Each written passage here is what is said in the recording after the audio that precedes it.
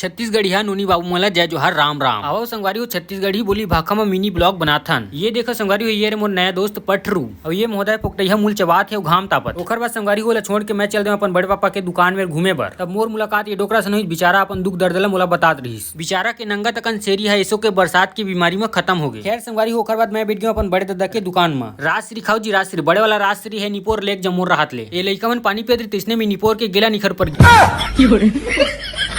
ओकर बाद संगवारी हो मैं आगे वापस अपन घर नहा धो के मस्त देख का लगा था बोरो प्लस गेंद फट जाए पर ओट ना फटे। और ये देखो ये है हमारे घर की सुंदरी जनचारा वाला चर के आगे है। और एक बार ये देखो मोर बहनी लाते पैरा ये दईसे करके घुसेर देवा जी। और एती ला खड़े खड़े मैं देखा था बिना मदद के गुहार लगाए हम नहीं जाएंगे। उधर खड़ा था तभी एंट्री हुआ डोकरी का।